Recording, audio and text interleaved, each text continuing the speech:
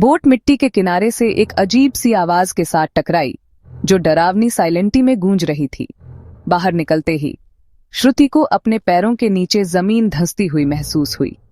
हवेली के चारों ओर की हवा भारी थी और उसमें सड़ने और गलने की बदबू आ रही थी।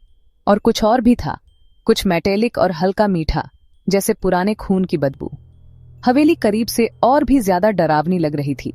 उसकी दीवारें रेंगती हुई बेलों से ढकी हुई थीं, जो कंकाल की उंगलियों जैसी दिख रही थीं। और उसका कभी शानदार रहा दरवाजा अब अंधेरे का एक बड़ा सा मुंह बन गया था। एक गहरी सांस लेकर उसने भारी लकड़ी का दरवाजा धकेला। वह एक दर्द भरी कराह के साथ खुला, जिससे अंदर का हिस्सा जो अंधेरे और ट्रैपों से ढका हुआ था वह दिखाई दिया। धूल के कण पतली रोशनी में नाच रहे थे, जो गंदी खिड़कियों से अंदर आ रही थी। हर कदम जो उसने चरमनाइटी फर्श पर रखा दशकों की सोई हुई सिलेंटी को तोड़ रहा था। मुख्य हॉल अपनी पुरानी शान और शौकत का खंडहर बन चुका था। एक शानदार सीढ़ी जिसकी रेलिंग ब्रोकनी हुई थी, ऊपर के फ्लोर के अंधेरे में जा रही थी। तस्वीरें जिनकी आंखें खरोंच दी गई थीं, नम दीवारों पर टेढ़ी लटकी हुई थीं। फर्नीचर सफेद कपड़ों से ढका हुआ था, जिससे वे एक विशाल कब्र में कफन में लिपटे शवों जैसे लग रहे थे। श्रुति को लगा कि हजारों अनदेखी आंखें उसे अंधेरे से देख रही हैं। उसे लगभग अतीत की फुसफुसाहटें सुनाई दे रही थीं। हंसी की गूंज चीखों में बदल रही थी। उसने अर्जुन की डायरी में बताए गए रास्ते का पीछा किया।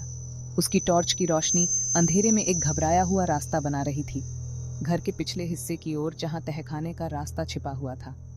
तहखाने का दरवाजा एक नीची भारी लकड़ी की प्लेट थी, जो शिकार के सीन वाले एक सड़े हुए टेपेस्ट्री के पीछे छिपी हुई थी। वह छूने में ठंडा था और नमी से फूला हुआ था, हिलने से मना कर रहा था। कई कोशिशों के बाद उसने अपना कंधा उस पर मारा और वह आखिरकार एक तेज आवाज के साथ खुल गया, जिससे नीचे अंधेरे में जाने वाली पत्थर की सीढ़ियां दिखाई दीं। बदबूदार पुरानी हवा का एक झोंका बाहर आया, जिससे एक ऐसी ठंडक आई जो अजीब और पुरानी थी। यह ऐसी ठंडक थी जो सिर्फ त्वचा को ही नहीं छूती थी, बल्कि आत्मा में भी घुस जाती थी। एक और कांपती हुई सांस लेते हुए श्रुति ने अपने फोन की टॉर्च जलाई और नीचे उतरना शुरू किया। पत्थर की सीढ़ियां नमी से फिसलन भरी थीं और दीवारें एक गहरे चिपचिपे पदार्थ से भीगी हुई लग रही थीं। हर कदम के साथ हवा और ठंडी और घनी होती जा रही थी। तहखाना उसकी उम्मीद से ज्यादा बड़ा था, पत्थर के मेहराबों और नम मिट्टी के फर्श का एक भूल भुलैया। उसकी टॉर्च की रोशनी में पुरानी वाइन रैक, ब्रोकने हुए बैरल और भूली हुई क्रेट्स दिखाई दी। और वहां तहखाने के बिल्कुल पीछे दूर की दीवार से लगा हुआ वह शीशा था। वह शानदार और डरावना था। उसका फ्रेम गहरे नक्काशीदार लकड़ी का बना हुआ था, जिसमें दुख और पीड़ा के सीन बने हुए थे। शीशा खुद बेदागा था, तहखाने की गंदगी और सड़न के बीच अस्वाभाविक रूप से साफ। यह उसके चारों ओर के तहखाने को नहीं दिखा रहा था। इसके बजाय यह एक हल्की चमकती हुई रोशनी दिखा रहा था। एक खूबसूरती से सजे हुए कमरे की एक विकृत छवि, एक मुलायम अलौकिक चमक में डूबी हुई। यह बिल्कुल वैसा ही था जैसा अर्जुन ने बताया था, दूसरी दुनिया की एक खिड़की। कुछ दिनों बाद अपने कमरे की कालमी में वापस आकर मुझे एक फाइनल फीलिंग हुई। वह बुरा सपना खत्म हो गया था। मैंने अपना सामान पैक कर लिया था, शहर लौटने और ठीक होने की धीमी प्रोसेस शुरू करने के लिए तैयार था। जाने से पहले मैंने आखिरी बार अर्जुन की डायरी उठाई, उसे जलाने और पास्ट को हमेशा के लिए पीछे छोड़ने का इरादा किया। मैंने उसे लास्ट पेज पर खोला, वही जिसमें अर्जुन की डरी हुई फाइनल एंट्री थी।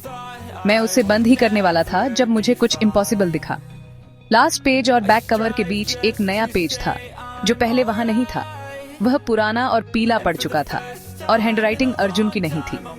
ये एक खूबसूरत घुमावदार स्क्रिप्ट थी, जो फीकी काली इंक से लिखी गई थी। जब मैंने वर्ड्स पढ़े तो मेरे हाथ कांपने लगे। मेरा पिंजरा टूट गया है, लेकिन कांच की जेल से इतनी आसानी से सेवदा नहीं जा सकता। एक आत्मा को नष्ट नहीं किया जा सकता, केवल डिस्प्लेस किया जा सकता है। उसने मेरा घर तोड़ा, लेकिन लड़की, उसने मुझे एक नया घर दिया। प्यार का बलिदान सबसे मजबूत एंकर होता है। मेरा खून जम गया, वर्ड्स का कोई मतलब नहीं था। फिर भी उन्होंने मुझे एक जानी पहचानी रेंगती हुई डर से भर दिया। इसका क्या मतलब था? एक नया घर, प्यार का बलिदान। मैंने उस पल के बारे में सोचा जब मैंने शीशा तोड़ा था। रोशनी का तेज चमक, गिरने का एहसास। क्या मैंने सच में दुल्हन की आत्मा को नष्ट कर दिया था, या मैंने कुछ और ही किया था? मैसेज जारी रहा। स्क्रिप्ट और ज्यादा फ्रेंजी और ज्यादा पॉसेसिव होती जा रही थी। झील गहरी है, कांच बिखरा हुआ है, लेकिन एक रिफ्लेक्शन हमेशा एक नई सतह ढूंढता है। लड़का चला गया है, लेकिन उसका प्यार बाकी है। उसकी बहन का प्यार, यह एक पावरशाली शीशा है। वह उसे ढूंढती है, वह उसके लिए रोती है, और हर बार जब वह उसे ढूंढती है तो उसे मेरी जगह मैं मिलूंगी। मैं अब घर में नहीं हूँ, मैं झील के उस पार हूँ। मैं दुख में हूँ, मैं इंतजार कर रही हूँ। डायरी मेरे हाथों से फिसल गई, एक सॉफ्ट आवाज के साथ फर्श पर गिर गई। काल्मी का एहसास जो मुझे हुआ था वह एक झूठ था, एक क्रूर चाल। मैं अपने बेडरूम की दीवार पर लटके छोटे शीशे की तरफ भागा। मेरा दिल तेजी से धड़क रहा था। मेरी अपनी रिफ्लेक्शन मुझे घूर रही थी। मेरा चेहरा पीला था, मेरी आंखें डर से चौड़ी थी। एक पल के लिए सब कुछ नॉर्मल लगा, लेकिन फिर एक सेकंड के लिए मेरा रिफ्लेक्शन फ्लिकर हुआ। उसकी जगह मैंने दुल्हन का चेहरा देखा। उसके होंठ एक विजयी, मैलिशियस मुस्कान में मुड़े हुए थे। यह जितनी जल्दी आया उतनी ही जल्दी चला गया। मुझे अपने ही डरे हुए चेहरे को घूरता छोड़ गया। कर्ज ब्रोकना नहीं था, ये कांच के साथ नहीं ब्रोकना था, ये ट्रांसफर हो गया था। दुल्हन अब हवेली के तहखाने में फंसी नहीं थी। उसकी नई जेल, उसका नया शीशा, मेरी अपनी दुख से भरी आत्मा थी। उस दिन के बाद से कई महीने बीत चुके हैं। अब 25 जून 2025 है।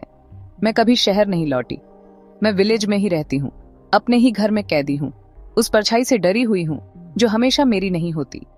मैं आईनों से सेवटती हूँ, उन्हें कपड़े से ढक देती हूँ, लेकिन कोई फायदा नहीं। मुझे दुल्हन पॉलिश की हुई मेजों में, रात को खिड़कियों में और बारिश के पानी के तालों में दिखती है। डायरी का आखिरी मैसेज एक भविष्यवाणी थी जो धीरे धीरे डरावनी तरह से सच हो रही है। दुल्हन की आत्मा अर्जुन के लिए मेरे प्यार और दुख से बंधी हुई अब मेरा एक हिस्सा है। मेरे दिमाग में एक लगातार खामोश यात्री कमजोरी के एक पल का इंतजार कर रही है ताकि पूरा कंट्रोल ले सके। विलेज वाले मुझ में चेंजेस देखते हैं, मेरी आंखों में डरावना बदलाव। वे फुसफुसाते हैं कि हवेली का कर्ज एक नए मेजबान को मिल गया है।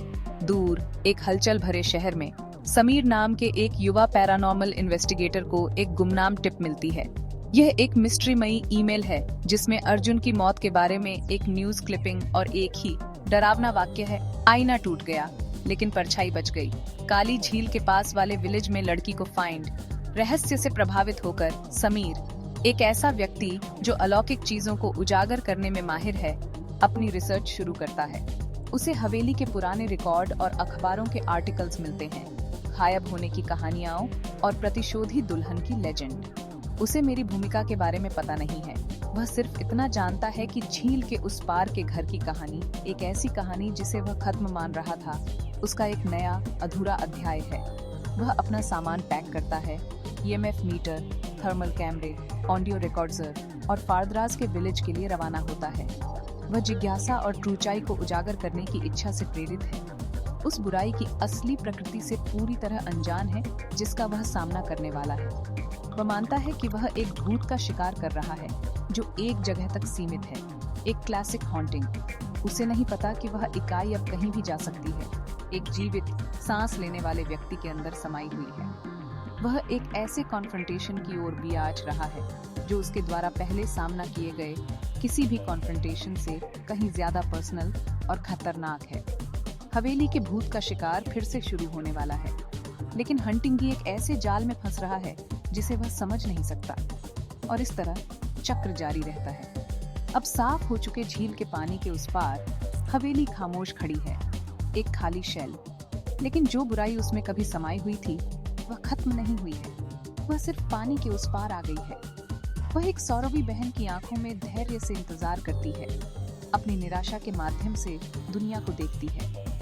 जैसे ही एक न्यू बोट विलेज की ओर यात्रा करने की तैयारी करती है, झील की शांत सतह पर एक हल्की अगोचर लहर उठती है, मानो पानी को भी पता हो कि कहानी खत्म नहीं हुई है, परछाई बच गई है और वह एक नए दर्शकों के लिए भूखी है। झील के उस पार का घर खाली हो सकता है, लेकिन उसकी दहशत को अभी अभी एक नया घर मिला है।